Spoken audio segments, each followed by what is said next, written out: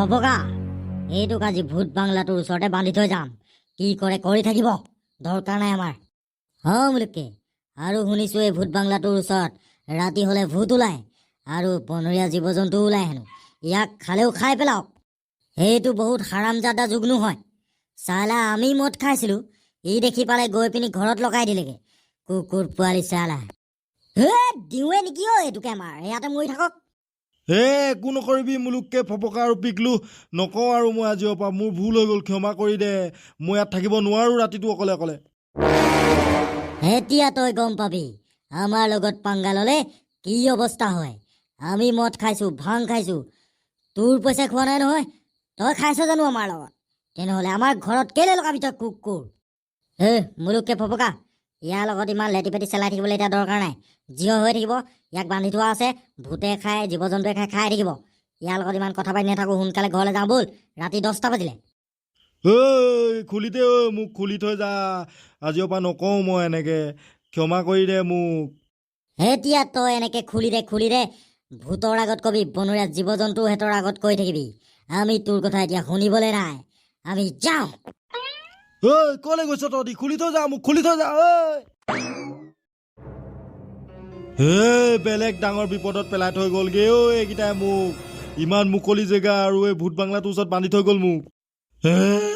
আৰু এই বাংলাটোত হেনো ৰাতি কিহবাই চিঞৰি থকা শব্দ শুনিবলৈ পায় মানুহে। ইয়ালৈ ৰাতি মানুহেই নাহে, মোক ইয়াত বান্ধি থৈ গ'লগে সিহঁতি। পাইছে আজি যুগ্নু হাৰাম জাদাটোৱে। হয়তো ভূত বাংলাটো বহুত ওপৰত আছে, ইমান ওপৰত আমি তাক এৰি থৈ আহিলোঁ এতিয়া। কিন্তু মুলুককে পিকলো, আমি তাক বান্ধি থৈ আহিব নালাগিছিলে, তাক খুলি থৈ আহিব লাগিছিলে। অলপ দেৰি তাতে থাকিবলৈ ক'ব লাগিছিলে। যদি এতিয়া কেনেবাকৈ সি মৰি থাকে, আমিয়ে ফচি যাম, জানো নাই? কি ফাল্টু কথা কৈ আছ আকৌ তই ফপকা? অথনিচোন তয়ে কৈ আছিলি তাক বান্ধি দে ইয়াত থৈ যাম বুলি। এতিয়া আকৌ খুলি থৈ আহিব লাগিছিলে বুলি কৈছ যে। কেতিয়াবা মানুহে শিক্ষা নেপালে চিধা নহয়। আজি পাওক অলপ, গোটেই ৰাতিটো তাতে থাকক। এনেও তাত ভূত প্ৰেত নাই, জীৱ জন্তুও নাই, এনেহে তাক ভয় খুৱাই থৈ আহিছোঁ আমি। ঠিক আছে তেনেহ'লে, ঠিক আছে, পাওক দে আজি মছলাটো।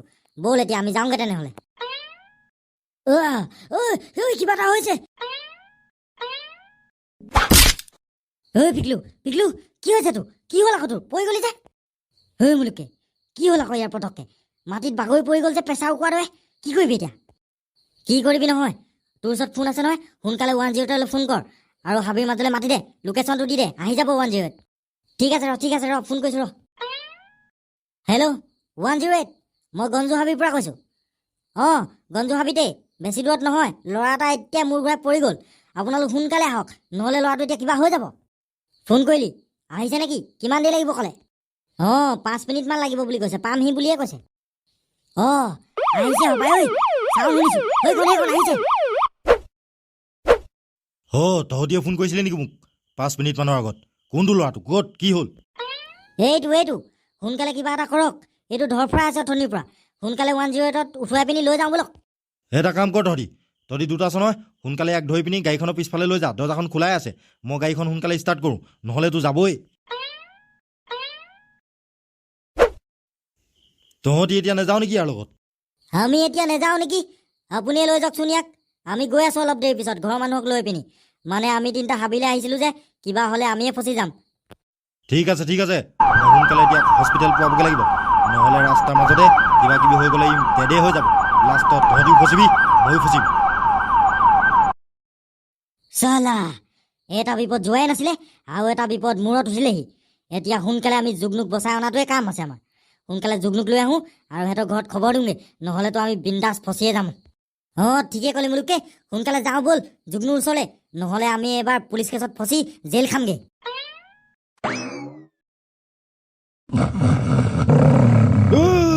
এইটোচোন বনৰীয়া কুকুৰ মোৰ ফালে আহিছে।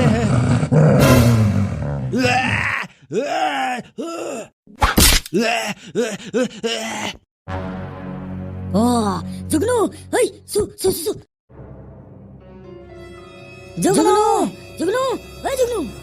মুলুকে, আমি বহুত বেয়া কাম কৰিলোঁ। বেচেৰা যুগ্নুটোক আমি খুলি থৈ যোৱা হ'লে এনেকুৱা নহ'লহেঁতেন। এইটোক এতিয়া খাই পেলালে কুকুৰটোৱে। ই চাগে খুলিবলৈ চেষ্টা কৰিছিলে, খুলিবই নোৱাৰিলে। গোটেই হাও গালে এতিয়া আমাৰ গাতে লাগিব। সেইটো বাৰু গম পাইছোঁ, কিন্তু এতিয়া কি কৰিবি গম পাইছ নাই? আমিতো ফচি যাম এতিয়া। ইয়াকতো আমি ইয়াত বান্ধি থৈছোঁ বুলি ক'লে পুলিচে পালে আমাক ডাইৰেক্ট জেল দিব, জেল। আমি এটা কাম কৰিব লাগিব, ইয়াক আমি ইয়ালৈ অনা নাই বুলি ক'ব লাগিব। সোনকালে ইয়াৰ পৰা পলা ব'ল।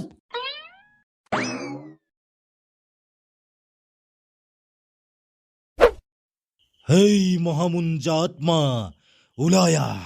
তোৰ কাৰণে মই আকৌ এটা ডেড বডি আনি দিছো।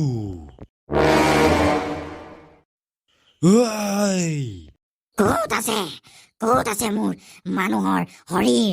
সোনকালে দে। মই সদায় এটা এটা মানুহ মাংস খাবলৈ ৰৈ থাকো, তই জানইচোন।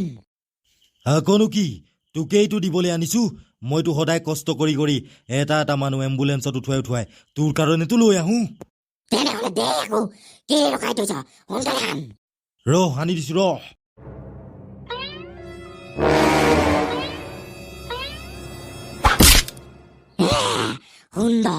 সুন্দৰ ডেড বডি।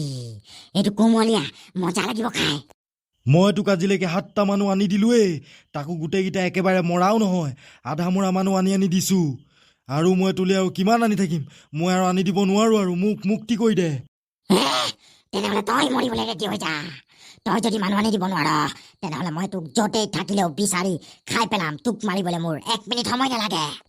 আৰু মই তোলে যদি সদায় এম্বুলেঞ্চত উঠুৱাই অনা বেমাৰীকেইটাক আনি ইয়াত দিওঁহি, তেনেহ'লে এদিন পুলিচে গম পাব আৰু পুলিচে মোক গুলিয়াই মাৰি পেলাব। ঠিক আছে, তেনেহ'লে তই মোলে আৰু 10টা মানুহ যেনতেন আনি দে। তাৰপিছতহে তই মুক্তি পাবি। তেতিয়া বাৰু মই বেলেগ এটা মানুহক মোৰ জালত ফচাই ল'ম। ঠিক আছে, তই চিন্তা নকৰিবি।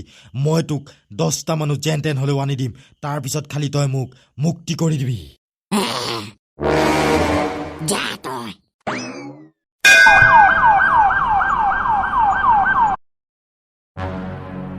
যাওঁগে আৰু ব'ল ল'ৰা, হৈ গ'ল। আমাৰ আকৌ খেতি কৰি থোৱা আছে নহয়। ইয়ালৈ আকৌ ৰাতিও এপাক আহিব লগা হয়। সেইকাৰণে তোক মই লৈ আহিছোঁ। তই আকৌ বেয়া নাপাবি দেই, নহ'লে মানে বনৰীয়া গাহৰি জাক আহি গোটেইখিনি নষ্ট কৰি পেলায়। একো নাই সীতাৰাম কাই, বেয়া নাপাওঁ। কেলে বেয়া পাম? সদায় আপুনি মাতি আনি নাথাকে নহয় মোক, আজিহে মাতিছে অকল। কি আহিছে হয় সীতাৰাম কাই? এইফালে হাবি ইমান স্পীডত আহিছে।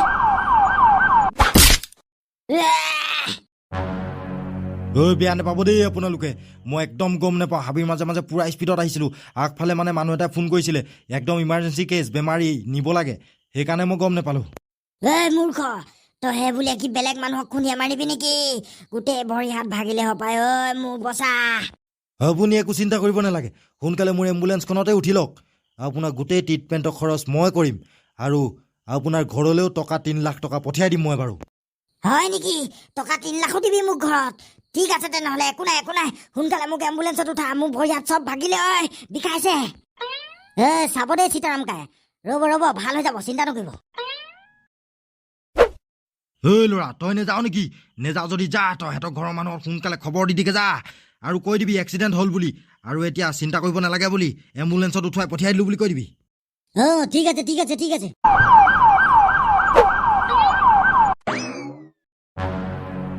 তাৰপিছত কি হ'ল লেংটামিয়া?